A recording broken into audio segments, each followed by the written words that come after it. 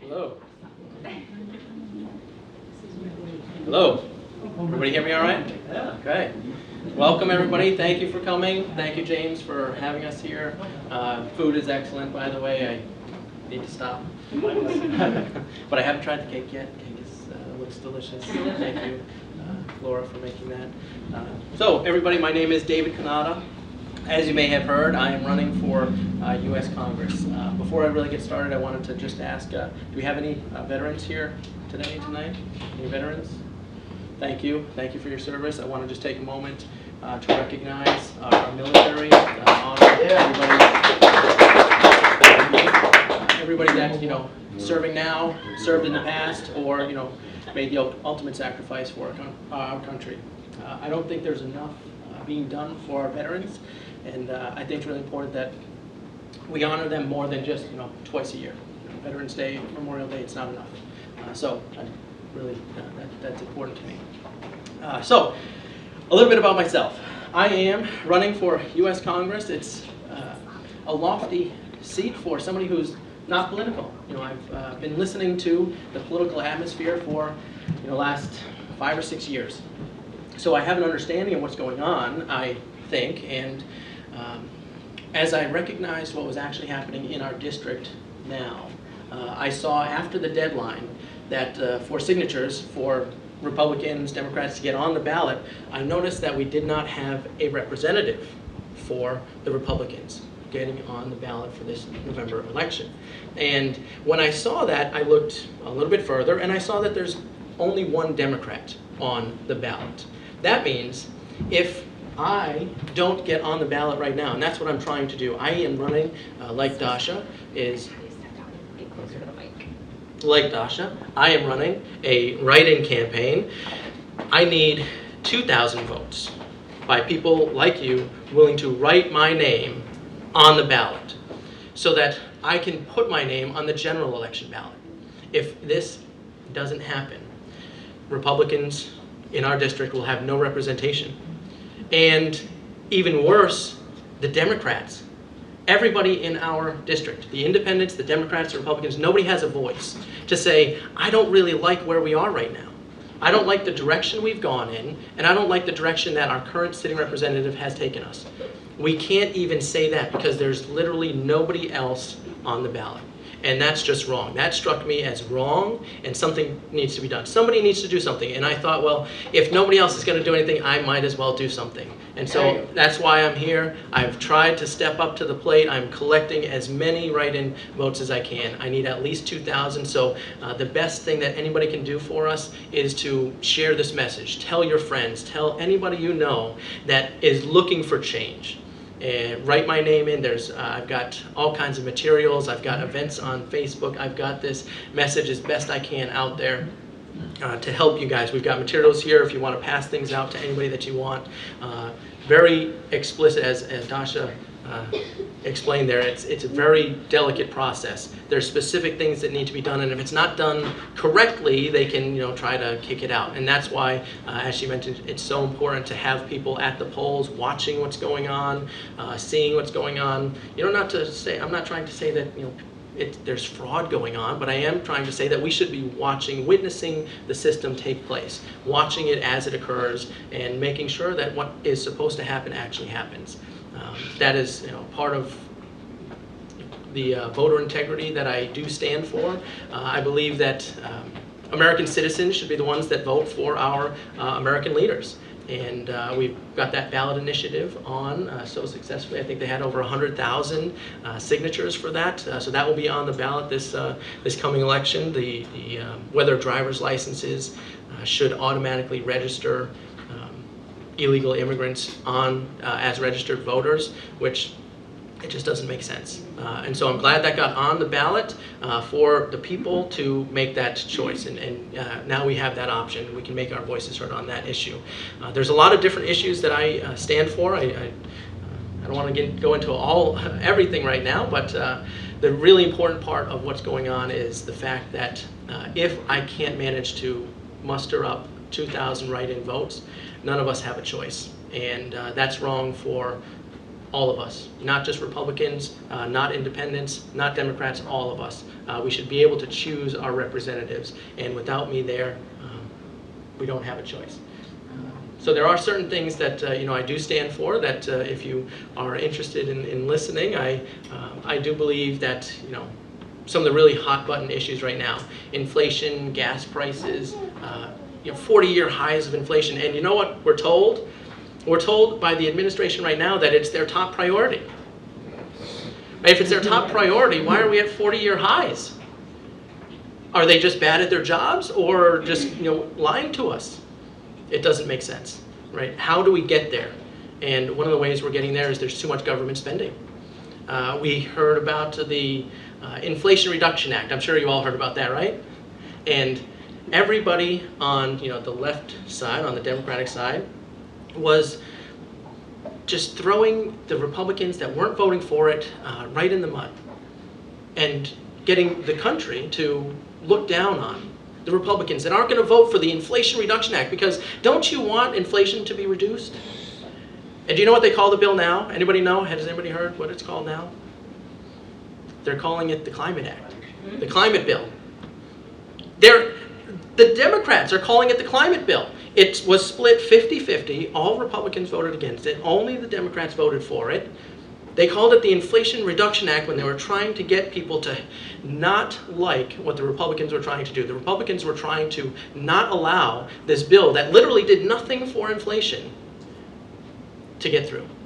And of course, the 50-50 split gets tie broken by the vice president, which is our Kamala Harris, and of course she voted it through. And now we have them calling it the Climate Act. What the Republicans were all saying from the beginning, and just everybody seems to forget that. All they remember is that the Republicans didn't want to reduce inflation. And now where are we? It's literally called the Climate Act. It doesn't make sense. And these are some of the things. I mean, that's just the most recent example of this administration doing things that it shouldn't be doing. There's a lot of areas where the government, big government, shouldn't be putting their hands into. We have a very specific, narrow purview of what the government, federal government, should be doing for us. By protecting our borders. We don't have secure borders right now. The most people ever coming through into our country, bringing drugs and trafficking people, it's not right. I think still to this day, right? Joe Biden, Kamala Harris haven't even been to the border yet. That's right. We're having a border crisis, and our leaders haven't even gone to see what's going on. And it's not right. They're looking at root problems. They claim they are. It's just it's messed up. It's messed up. We can't be a country without borders. We can't continue this way. Something needs to be done. Our government should protect its people. Our government should be doing more to help the people.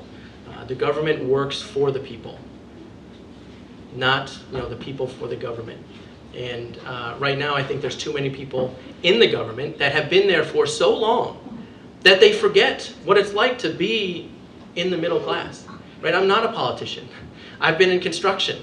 I've been a property manager, facilities manager. I teach safety right now.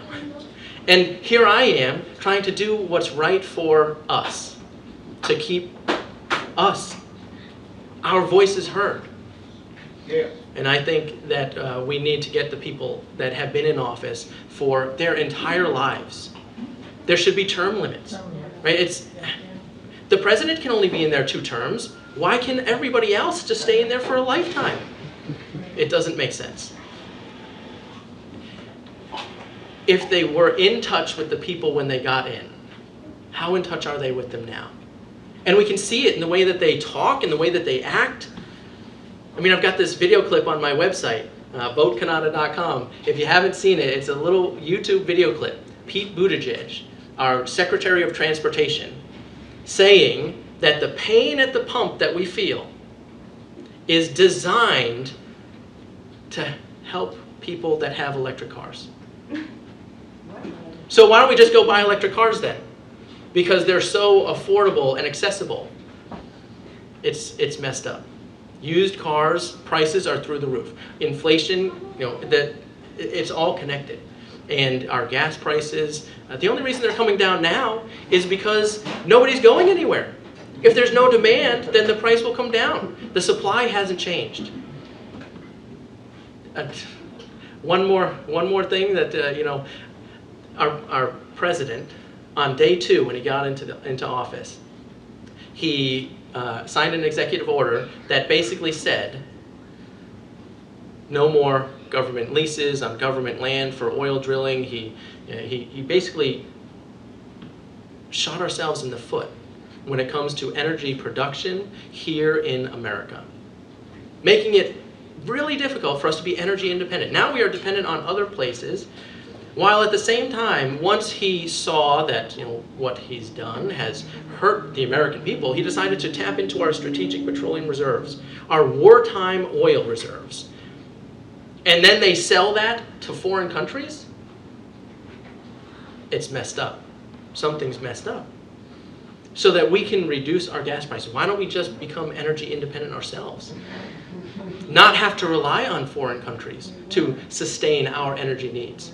Yeah. There's renewable sources out there. There's sustainable renewable energy sources out there, and we should put money towards investment and research and development of those things. But we can't do it at the expense of the American people, our daily lives, and that's what they're trying to do by increasing these gas prices. And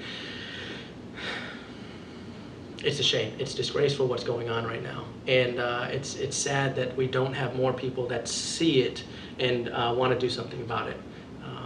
And maybe I'm not the right person for it, but right now it seems like I'm the only person right now trying to do something, at least in this district, and I'd love to be able to have that opportunity to try. And that's why I need everybody's write-in vote. Writing my name for U.S. Thousands of people. representative in Congress. So anybody you know. Everybody you know, just passing the word along and telling those people, whoever they know. You have cards? I have plenty of cards. I brought, thousands of cards here. I've got. Everybody should be grabbing whatever stack of cards you feel like you can distribute. Absolutely. If you want to take some to pass out to people, if you need more, listen, I will get you whatever you need. Outside of grocery stores and approach every person that walks in and give them a card. Yeah. It's being write-in. It is a write-in, but his card on the back has specific instructions. There's a little visual there that shows you on the ballot what to do. Right. So my card has your address. Is that correct? Just the correct spelling of your name. So technically, the instructions from the state, it says that it should have this stuff. But ultimately, the policy that's been handed down that elections officials are expected to follow says that if they can determine the voter's intent, they are required to cast the vote for that particular candidate. And so, because how well is this overseen? well, it's been so it's. I think it's a fairly newer policy, but so they had the law, right? Yeah. This is what's supposed to happen, and so the way when policies are issued, it's basically telling the people who enforce the law how to enforce it, and so the policy it's like law without having to change the law. Right, and so that's the voter intent is really the key there. So my name is David Cannata. They have to write in David Cannata. As Dasha mentioned, all the elections officials, we have to tell them I'm in for this office, and this is what you should expect. But if you were to spell my name wrong, does that mean my name is counted out? No, because if you can determine that it was supposed to go to me, then it is supposed to go to me. And I know I use the word supposed to, but. Hopefully that's what happens. James and I were joking earlier, what if somebody writes Mickey Mouse in? I kind of have an argument for it, but hopefully it doesn't we don't have to go there. Hopefully we do get at least the 2000. And so yeah. There will be a YouTube link to this as well that should be shared all over the place. Everybody should be sharing a YouTube link, passing out cards, talking to friends and neighbors. Yeah. So take as much of my stuff here tonight that you want. So I've got my business card. It's got my information on the front. It's got the instructions, as Laura said, on the back with pictures and step-by-step instructions. I have a sample ballot here too. So we've kind of got two, one with my name on it only, one with me and Dasha. Our districts overlap. So if you are in our district, then take one that has both our names. So it's a sample ballot, so you see exactly what you'll see on election day. And it has our names highlighted, written the way that you should write them in with, arrows and do this and fill in the oval. It's very specific to what needs to happen so that we can make it as easy for the election officials as possible. We want their jobs to be simple. We want them to be able to just count the votes and have everything run smoothly. So you can take as many of those papers as you want, and if you want more, if you need more, I can send out the graphics to you. I can print more, whatever you need. You have my contact information. I will get you whatever you need so that we can help make this happen. But yeah, we are sharing it with everybody that we know. There's Republican town committees in all the different districts that are helping share this message, and as Dasha mentioned, people standing out on election day trying to spread the word and contact people and all that stuff. So there's a lot of stuff we can do, but there's not a lot of time left. Do you have signs by any chance, yard sign type signs? I don't have them yet, Okay. but by election day I should have them. Okay. So yeah. Even if on election day there were maybe volunteers that could be at the different, Yes, absolutely. voting. Yeah, so if anybody stand wants, with signs and talk to people then. if anybody wants anything like that, just let me know. My website, you can sign up for emails. So when I send out emails, you'll get that. But my email is everywhere. You can contact me through email, my cell phone's on that stuff there. So you can get that. You can contact me through Facebook. There's all sorts of mediums. Contact me, whatever you need. I will do my best to get it to you so that we can make this happen. Thank you. Does anybody have any questions that they would like for Dasha or David to answer? Well, I have just a quick question, Sure. on this student loan forgiveness, whatever you want to call it. Yes. No one agrees is a good idea. Right. Even some Democrats don't. Mhm. But is that a done deal, or will that be challenged? It doesn't sound like it's constitutional. Yeah, I don't think it's going to go through. Okay. Yeah, I don't think I don't think the president has the power to. They already all bought new cars. Yeah. No, so that's one of the things, and so I got on track, and then I kind of lost track when I was talking about so that executive order that the president made on the second day of his in office. It was struck down by a judge like a week and a half ago or something, specifically, and I quote, beyond the authority of the president. And the same thing is going to happen with that. It's beyond the scope and authority of what the president has, in his ability I'm to do just reading things. an interesting lawsuit about the COVID requirement to be mandatory. It's by a law student, Mass Law. I was just reading it out the front. So it sounds like they're actually the first time Massachusetts is being taken, Governor Baker and others, Department of Mass Health, for basically lying about the COVID and not allowing him in school. They kicked him out of school for not getting him. So I think that's like a bunch of us are very involved with the vaccine mandates. They Right. should be mandated. Children should be taken. Absolutely, And that scares a lot of us. Your children are going to go to school. They're trying to pass laws in Massachusetts that will make it a requirement that they get vaccinated. There's Yeah. one thing it should be an option to take it, but to make it required is, I think this is. Right. I get what I get. I agree. Vaccine mandates also, like the mask mandates, the mandating of shutting down of businesses and the closing of so many businesses that we saw over the last 2 years. Like this is again outside the scope of what the federal government should be doing. I mean, I absolutely think that they were overreaching there, and I think this is another overreach. I mean, the requiring. I mean, there are other vaccines, and this is the common argument that's always made. There's other vaccines that are required to enter school and do certain things, but.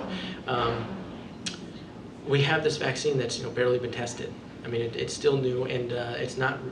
I mean, it's not even doing what a vaccine does. Vaccines are supposed to stop. Yeah, it's. Yeah, and so I am against that kind of stuff there. Also, too, Senator Becca Rausch. She is my state senator. The person who's running against her seat is Sean Dooley. I don't know if anyone knows of Sean Dooley. He's from here. He is. He's from Norfolk, and he just recently moved to them. But Senator Becca Rausch is actually the person behind the Community Immunity Bill, and the Community Immunity Bill was in hopes of taking parental rights away, but also mandating vaccines. And one of the things that they were trying to do strategy-wise was to create a standardized form with all of the Board of Health in the state of Massachusetts that then yes, we will honor your religious exemption. However, there will be fine print at the bottom that says you are willing, by choosing this, you are willingly endangering the public. So they're trying to frame it and put the responsibility back on the parent for advocating for their child to say, hey, we can get the religious exemption, yes, but we are also now held liable due to this fine print in the standardized form. To obtain a medical exemption in this state, good luck. Good luck. Our family used to have a medical exemption. Unfortunately, our practice started writing it in 2017. So Senator Rebecca Rausch will go on the platform with saying, you can still obtain a medical exemption. No doctor will sign off on that. So it's putting people only in the bracket of, unfortunately, the religious exemption. However, part of Senator Rebecca Rausch's intent is that, yes, we will honor your religious exemption, but again, there's going to be the fine print at the bottom that says that you are willing and endangering to the public. So you, by choosing to obtain a religious exemption, is you also signing this form that you are acknowledging that by choosing this, you are endangering the public. They now have just placed the community immunity bill and partnered it with the economic development bill. So, you know, they are very strategic. They will continue to find some way to weasel it all in, that it requires the people to pay attention to what is getting passed, what kind of legislation and laws are trying to come through, what bills are, who's your state senator, who's your state rep. Now is the time to implement that change. So if anybody is in disagreement with that and you live in Rentham or any of the surrounding towns that are within the district of Senator Rebecca Rausch, Sean Dooley is currently running against her in hopes of taking her out of that seat. We gotta get you guys named on the radio station, WRKO. Those guys will help you out a ton. Jeff Cooner lives in Rentham. Yeah. Yeah. Yeah. Have you guys reached out to them That'd yet? be a good idea. So a dear friend of mine. Howie Carr, he'll talk too. You know, A dear friend of mine is absolutely. actually best friends with Kirshner. Is that the Cooner. last name? Cooner. Cooner, yeah. So I just need to actually like have that conversation and follow up with her. Ironically, she lives in Rentham He's as got a well. big voice and yeah, he'll reach a lot Yeah. of people. Maybe help with the writing. Yeah, absolutely. This is a Yeah. good idea. Yeah, I was talking with Kurt just a few minutes ago before I came up here, and you know, one of the things is, you know, he says people, he talks to people and they say, yeah, I just don't care about that, and that's a big problem. People are, you know, it's not that we're misinformed, it's that we're uninformed, and there's not a big desire to be informed. And when we watch the mainstream media, we're being misinformed. It's awful. But you know, some of the interesting questions we can ask when somebody says, "Yeah, I don't really care about that." It's like, well, what do you care about? Do they have children? Do they care about what's happening in the schools? Are you driving with the gas-powered vehicle? Do you care about the gas prices? How's that inflation? How's the groceries that you're bringing home? Less and less. Like, these are the issues that people don't really always understand. Like, this is a direct result of the decisions that our elected officials are dealing with. It's not, you know, the common argument is, well, there's inflation across the world. Like, yeah, sure, but it doesn't mean that it has to be as bad here. We're doing things that are specifically hurting us. And it's blaming somebody else and shirking that responsibility is not what, you know, has made America, you know, the country that it is. We take responsibility for ourselves, and we need to take care of everything that's going on here. And just saying, well, everybody's feeling it isn't the right answer. And so some of these things that can really hit home to people, that might be what just opens their eyes and gets them to say, oh, well, what do you know about that? And now it's talking about one topic, and you know, it sounds like the story Laura was telling me about, you know, how Act Free Connector got started. Like, you start talking about one thing with a couple people, and then it starts to evolve into talking about more things, and more people want to get involved, and here we are today. So trying to open those people's eyes to really see what the issues are and what they can do about it. You know, our votes, our voices are not, you know, being silenced. When we vote on election day, it's the best we can do. I'm glad you're doing it. Thank you. Anybody have any questions before I, you know, just kind of give this up? Anything you guys want to talk about? Okay, well. Definitely be calling in to WRKO. Yeah, They will absolutely. definitely help And you out. you went through a list Pre-show. that we agree with everything. We're way, you know, I'm a news junkie. And Yeah, I think the biggest problem is the southern border. yeah. Tens of thousands daily coming through. It's unheard of. And then the second problem, which I don't think we can fix, is we don't have a free press that will show that. If 95% of the press says there's nothing to see here, then the only people like Fox, you can argue with Fox, does it have they're the only people showing the border. Yeah. They've already mentioned Chicago, and Lori Lightfoot, Chicago, so many people every weekend. Very, very good. So, but, yeah, so without a press that's free, I don't know how that happened. It's happened, I guess, over 20 years. I know, it's a shame. It's disgraceful. It It really hard, is. so. That the people We're can't see fighting what's that- actually going They on. get fat and lazy. But yeah, it's just too bad. It's just, you know. Yeah, it is. But you're a big, so I write letters to auction clause, because I'm on his exploder. Yeah. Today he sent a note, great news. Uh-huh. And his big thing about, cause I told him I was very angry about the southern border. He said, he came back, well, we still have to take care of the DACA kids. These kids that the parents brought in and they want to give them amnesty. So that didn't answer the question. Yeah. So I'll give him, he was a U.S. Marine, so I said, thank you for your service, he was a Marine, but how could he be a Marine and support these insane anti-United States policies? Right. But it's funny how they vote, Nancy Pelosi must be so powerful. Everyone votes for stupid things like Inflation Reduction Act, we know it's not that. Right. They just, We know now. you got a big, Yeah. job ahead of you. I mean, that the awful thing that she said herself. We have to pass this bill so we know what's in it. That's messed up. That was the other years ago. We need to know what's in it and how it's going to work before it's passed. And I mean, We're living through crazy time. Yeah, I mean, I see something. I teach construction supervisors their continuing education right now, and one of the things we're seeing right now, there's a law passed in Massachusetts last year in 2021. The law was passed that said we are going to be our new construction will be net zero by 2030, and our greenhouse gases will be reduced to a certain level by 2050. It's like, okay, we'll pass the law, but they passed the law with no plan, and the plan, the first draft came out in February.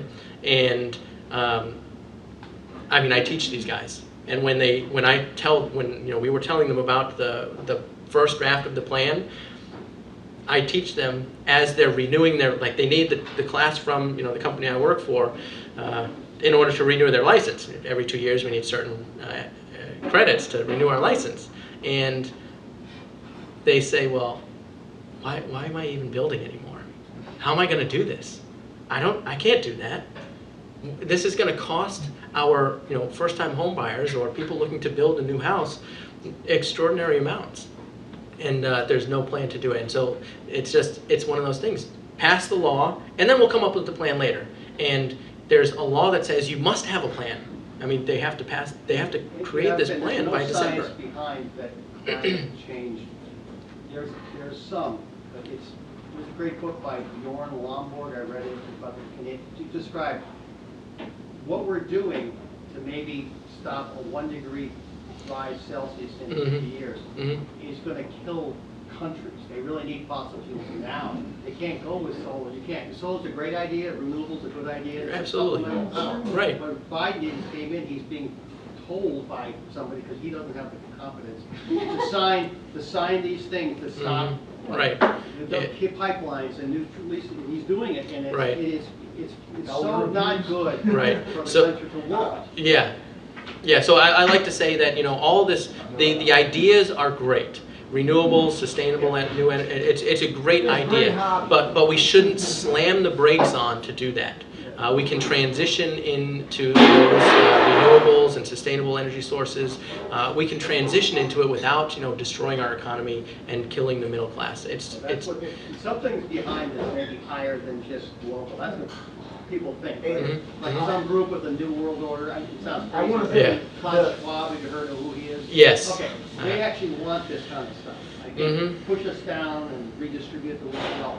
And it sounds Right. crazy. Looks like it's happening. Yeah. I mean, I'm not The great quote I always remember from him is, "You will own nothing and you will be happy." There you go. Right. That's So it's like, it that's sounds what they're trying to crazy give say us. conspiracy, but how could you do any worse than what we've done? It's not really a conspiracy when they say it out loud. Yeah. I mean, if they said it behind closed doors and it was a secret, I mean, okay, but they're telling us out loud now. This is what we're gonna do, so. Yeah. So it's happening. So yeah, my entire life, I just turned 36, and I never really ever let my political views out in a state like this, and we can no longer be the silent majority. We have to be talking about this stuff, because honest to God, 10% of Americans maybe agree with the ridiculous stuff that's happening. And it's like Right. they don't know. It's like, oh, I don't want to really, get in that debate. Right. I don't want people mad at me. Like, It's a shame. We can't do it. We can't do that anymore. So we have to fight for the future. Yeah. We all would like to say you're gonna, that's as good for you. It's a shame that we have to be scared to express how we feel because we feel like we'll be canceled or ousted or shamed or something like that. It's and I mean we see this. We actually see the White House doing it right now with the Congress people that had taken the PPP loans for their businesses, and they're posting that now as if it's shameful that they did that. At the same time, while they're trying to pass this, give the $10,000 or $20,000 for student loan. Was because the government shut Right. their business. Right, they forcibly, it was, Shut their business down, said, right. okay, we'll give you some money. That's not Right. the same as. right, it was, the constitutional, the government taking from people and with no compensation. And so that's what the PPP loan was, to do that. And it was, the design was that it wasn't, to be paid back. When you take out a student loan, you sign on the dotted line, you say, I will pay this back. It's a contract. That's how contracts work. It's There's nothing it's to messed up. incentivize the It's messed up. colleges, universities, they should be lowering their costs. It just Right. doesn't increase tuition. Yeah, I mean, another one of the things that I feel strongly about that I have some authority to do is like the government getting out of the business of schooling and education, right? We shouldn't be subsidizing these higher education loans and things of that nature, because it did exactly like what you just said, right? Tuitions go up. It forces everybody into this college education. I mean, I don't have a college education. I went to high school and I started working in the construction field, and it's a great thing to do, especially now. I mean, there's plenty of really great jobs out there in the trades for really good money, and I mean it's a great opportunity, especially here where there's a lot of building going on. There's a lot of remodeling. There's a huge deficit of workers in the trades, and there's great opportunity there. But people are being forced into college educations to take out loans that they can't pay back. They have no way to pay back, and they get these degrees that won't help them pay it back. So they're just saddled with this debt when they finish school, and then they go get a job that they could have gotten 4 or 8 years before. And it just doesn't help them at all. They're being tricked into thinking they need it, and then they don't even use it when they're done. So yeah, it's a shame that so many companies require college degrees that might not even have anything to do with what they're going to do at that job. The best teacher is experience, and we're sending our kids away for 4, 6, or 8 or more years, and then they come back and then they go into that entry-level job. So yeah, there's a lot we can do, I think, and step one is getting my name on the ballot. All right. Thank you, everybody. I appreciate you guys listening. James.